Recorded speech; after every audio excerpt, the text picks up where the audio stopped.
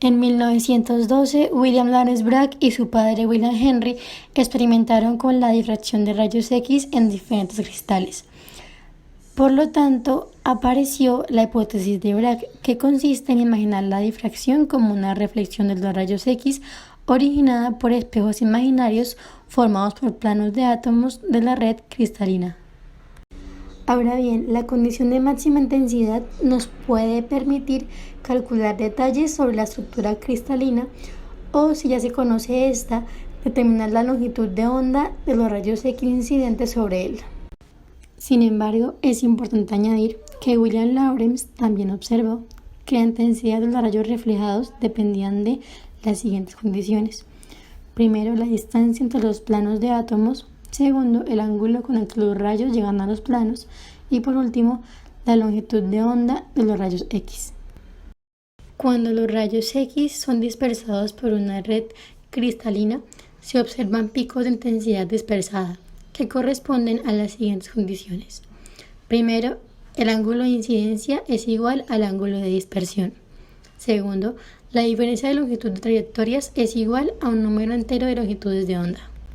Y ahora podemos ver la fórmula de la ley de Bragg, la cual se determina por n por lambda igual a 2d por el seno del ángulo, donde viene siendo n un número entero, lambda la longitud de onda, d la distancia entre los planos de la red cristalina y el ángulo es el ángulo que está entre los rayos incidentes y los planos de dispersión, tal como se ve en la figura. Una aplicación que le encontramos a esta ley de Bragg en la industria está más que nada referida a la industria minera, por Erika Gabriel Tuesta y Yesenia Guaypar Vázquez, donde nos brindaron dicha aplicación que nos dio a conocer que gracias a la información que ésta proporciona a las investigaciones geológicas, mineras y metalúrgicas, ahora es de gran relevancia. Su aplicación es fundamental tanto para la caracterización mineralógica de un yacimiento, el cual en términos geológicos se refiere a una formación en la que está presente una concentración estadísticamente anómala de minerales en la corteza terrestre o litosfera, como para definir los distintos minerales que predominan dentro de un proceso metalúrgico. También es importante añadir que es fundamental específicamente para la caracterización de minerales arcillosos como las esmectitas y laminares como micas, cloritas, entre otras, desarrollando un procedimiento definido en las etapas de separación granulométrica, orientación preferencial, saturación con vapores de etilenglicol o tratamientos térmicos, con el fin de evaluar los cambios estructurales que son característicos para ciertas arcillas.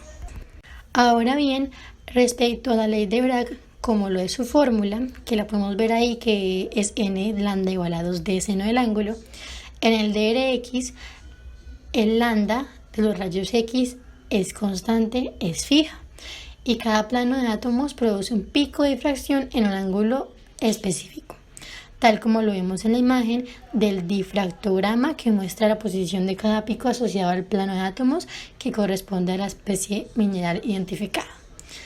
En un difractograma, cada pico de difracción es producido por una familia de planos atómicos. La posición de cada pico indica la distancia interplanar, que es conocida como DHKL, entre los planos atómicos del cristalito. Además, la intensidad del pico de difracción está asociado a los átomos que están presentes y la ubicación de estos en los planos atómicos.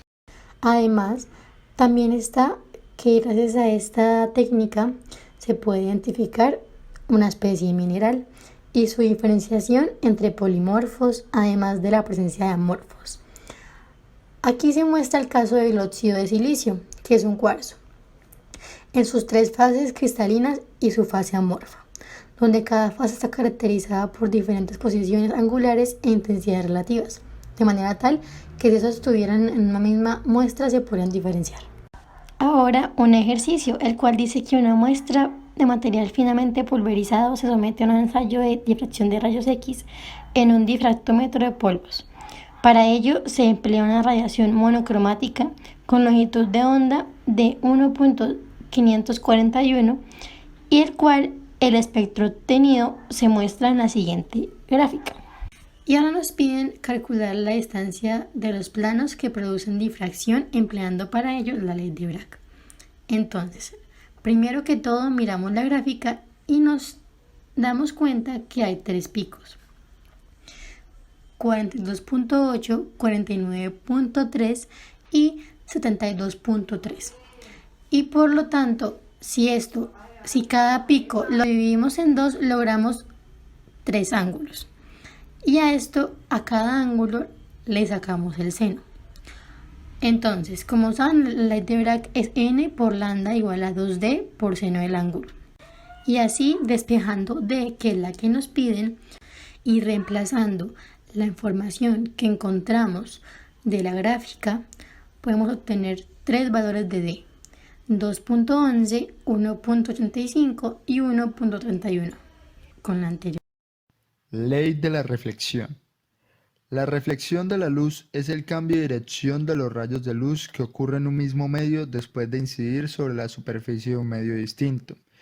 Se rige por dos principios o leyes de la reflexión.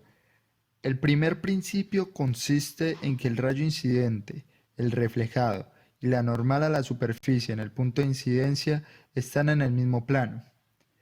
El segundo principio consiste en que la ley de reflexión establece que el ángulo que forma el rayo incidente con la normal es igual al ángulo que se forma entre el rayo reflejado y la normal. La formación de imágenes en espejos planos tiene su explicación en la ley de reflexión. En general, los rayos se reflejan hacia el ojo como si procedieran de detrás del espejo, pero realmente son los rayos que provienen del objeto y que se reflejan en el espejo. La imagen formada en el espejo plano tiene las siguientes características. Primero, la imagen formada es virtual. Segundo, la imagen formada está a la misma distancia que el objeto del espejo. Tercero, la imagen está derecha igual que el objeto. Sin embargo, experimenta una inversión lateral, o sea, la izquierda está a la derecha y viceversa. Cuarto, la imagen es de igual tamaño que el objeto. Los espejos producen imágenes que tienen efectos diversos. Estas imágenes están siempre siguiendo algunas leyes, y el conocimiento de ellas permite construir sistemas ópticos eficaces de tal manera que al colocar un objeto delante se puede conseguir el efecto deseado. Cuando los rayos de luz parten de un mismo punto y se concentran en otro distinto, se dice que el segundo es la imagen del primero. Estas imágenes se pueden clasificar según su naturaleza en reales y virtuales. Las reales se forman cuando los rayos reflejados después de interactuar con un espejo o lente se intersectan en un punto. La imagen debe proyectarse sobre un plano o pantalla para ser visible. Las imágenes virtuales se forman cuando los rayos después de interactuar con un espejo o lente divergen y son sus proyecciones las que se unen en un punto. Estas imágenes no se pueden proyectar en un plano, pero son visibles para el observador. Con respecto a la posición, las imágenes pueden ser derechas si están orientadas igual que el objeto, o pueden ser imágenes invertidas si están en la posición contraria al objeto. Según su tamaño, las imágenes se denominan aumentadas o mayores si son más grandes que el objeto, o disminuidas o menores si son más pequeñas en relación al objeto. Aplicaciones industriales de técnicas ópticas de campo completo para la medida de tensiones y deformaciones en elementos de máquinas. En las últimas décadas, diversas técnicas ópticas utilizadas de modo experimental han tenido una repercusión significativa en el avance de la investigación en diversas disciplinas de la ingeniería. Técnicas ópticas como la correlación digital de imágenes. El estudio de los defectos originados en estructuras al ser sometidas a cargas de diversa naturaleza, así como la integridad estructural de las mismas, ha sido de gran interés en el campo de la investigación. Muchas han sido las técnicas experimentales desarrolladas para su aplicación sobre la medición de diversos parámetros de los daños producidos. Los continuos avances de la tecnología han permitido la aplicabilidad y evolución de técnicas ópticas experimentales como la correlación digital de imágenes. La correlación digital de imágenes, o DIC por sus siglas en inglés, es un método óptico no invasivo y experimental que, mediante análisis de imágenes digitales de un objeto sometido a ensayo, permite obtener el campo completo de desplazamientos en la superficie del mismo y examinar sin contacto el campo tridimensional completo de desplazamientos, deformaciones y amplitudes de vibración en prácticamente cualquier tipo de material. El uso de otras técnicas convencionales para realizar estas mediciones, como por ejemplo las galgas extensométricas, exige que los sensores estén en contacto directo con la muestra. Además, la calidad y precisión de la medida están condicionadas por la rugosidad superficial, el tamaño de la muestra y asimismo el análisis está acotado a pequeñas deformaciones. La técnica DIC es, en cambio, una herramienta avanzada muy versátil para el análisis mecánico de materiales que permite alcanzar el rango de grandes deformaciones en aplicaciones tanto estáticas como dinámicas. En esta parte de la diapositiva podemos observar cómo es el análisis para el daño de una viga. Algunas aplicaciones industriales de la técnica DIC. La técnica de correlación digital de imágenes ha sido empleada en diversos sectores industriales. En el sector aeronáutico analizaron el crecimiento de una grieta ante un estado de carga en un panel perteneciente al ala del avión, siendo utilizada la técnica DIC por primera vez en este campo. En el estudio explica cómo puede influir la propagación de la grieta debido a los refuerzos existentes. Otra aplicación de la reflexión de la luz. El fenómeno de la reflexión total tiene numerosos usos, pero uno de los ejemplos más extendidos es en fibras ópticas, ampliamente utilizadas en las telecomunicaciones y en la medicina, como los endoscopios. De una manera simplificada, podemos decir que una fibra óptica no es más que un cable flexible de material transparente que cuenta con un índice de refracción tal que dicho índice es mayor que el índice de refracción del material que lo recubre. En una fibra óptica, el material interno tiene un índice de refracción más grande que el material que lo rodea. El ángulo de la incidencia de la luz es crítico para la base y su revestimiento, y se produce una reflexión interna total que preserva la energía transportada por la fibra. La reflexión interna total se utiliza en fibra óptica para conducir la luz a través de la fibra sin pérdidas de energía.